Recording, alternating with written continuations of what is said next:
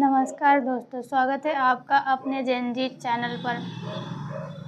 आज बात करते हैं सबसे हाईलाइट मुद्दे पर। ट्विसा शर्मा न्यूज, आखिरी मौत का जिम्मेदार कौन?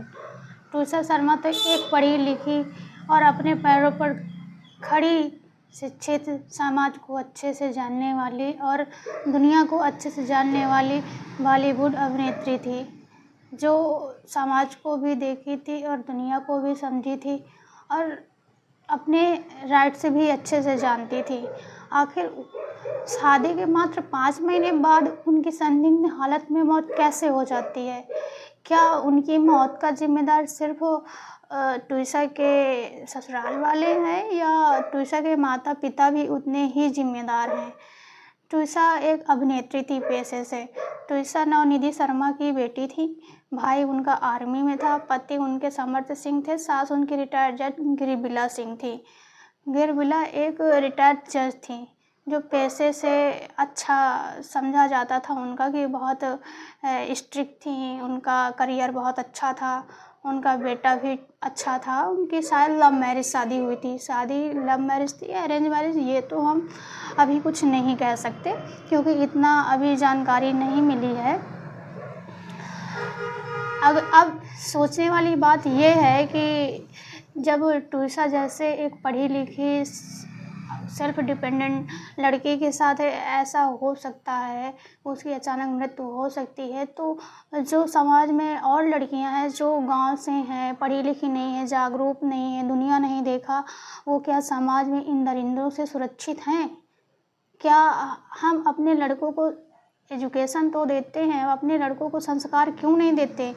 जब आप पराई घर से कोई लड़की लेके आते हो, शादी करके लेके आते हो, तो उसको सम्मान और समानता के अधिकार क्यों नहीं दे पाते? और रही बात ट्विसा शर्मा की मौत की, तो ट्विसा शर्मा कहीं ना कहीं अपने मौत की खुद जिम्मेदार हैं। यह बात आईपीएस किरण बेदी ने कल मीडिया पर आकर खुद कही है कि अगर ट्विसा शर्मा को ऐसा लग रहा था कि उनको यहाँ खतरा है, उनके जान के लिए खतरा है, या किसी प्रकार का कोई लड़ाई झगड़ा है या फिर दंगे होने की संभावना है, जैसे कि घर में कोई कलह या कोई बातचीत होने की संभावना है, तो वो पार्लर जाने की जगह अपने घर क्यों नहीं चली गई? ट्विसा शर्मा तो सेल्फ डिपेंडेंट थी। उनके पास फ़ोन भी था, उनके पास समय भी था, उनके पास गाड़ी भी थी, उनके पास रास्ता भी पता था।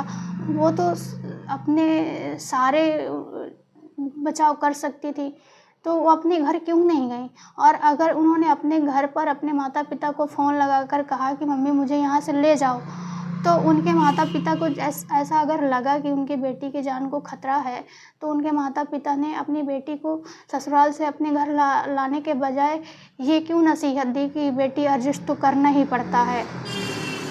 क्या आपको अपनी बेटी से प्यार नहीं था, या मर जाने के बाद सिर्फ समाज में आकर 2 आंसू बहाना और गम दिखाना कि हमें अपनी बेटी के मरने का बहुत दुख है, ये नाटक करना? अगर प्यार था तो शादी के बाद जैसे बेटी ने बताया कि मम्मी मुझे यहाँ से ले जाओ, मुझे यहाँ बहुत कष्ट है, या मैं मेंटली टॉर्चर हो रही हूँ, तो आपको अपनी बेटी को ससुराल से वापस लाना चाहिए था। आप सारे ब्लेम सिर्फ उसके ससुराल पे नहीं थोप सकते। ससुराल की गलती है। ससुराल वालों को उनको पहले माता पिता को बताना चाहिए था, ट्विसा के मम्मी पापा को बताना चाहिए था कि आपकी बेटी ऐसा कर रही है या ऐसा नहीं कर रही है। आपको किसी की बेटी को जान से नहीं मारना चाहिए था। लेकिन क्या खाली जिम्मेदार ससुराल वाले हैं? जितना जिम्मेदार ट्विसा की मौत का जिम्मेदार ससुराल वाले हैं, उतना ही उसके माता पिता और उसके भाई भी जिम्मेदार हैं। अभी कुछ समय पहले की ही बात है, मेरठ का एक केस था। रिटायर्ड जज थे ज्ञानेंद्र कुमार शर्मा। उनकी बेटी थे प्रणीता। उनकी बेटी का डिवोर्स हुआ था, तो वो अपनी बेटी को ससम्मान ढोल बाजे के सहित तलाक के बाद अपने घर वापस लाए। तो यही समाज के 4 लोग बोल रहे थे कि तुम जैसे माता पिता की वजह से ही बेटियों का तलाक होता है और शादी के बाद बेटियों का घर बर्बाद होता है। अगर बेटी को अपने घर पे ही रखना था तो शादी क्यों किए?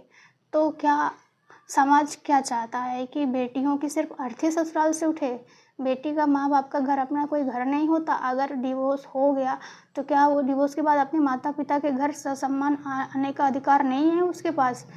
आज ट्विसा की मृत्यु ससुराल में हो गई तो उसमें भी लोग ट्रोल कर रहे हैं। उसके माता पिता को सपोर्ट कर रहे हैं, ससुराल वालों को ट्रोल कर रहे हैं। लेकिन जब एक माता पिता अपनी बेटी को तलाक के बाद घर वापस लेके आता है तो माता पिता को ट्रोल करते हैं।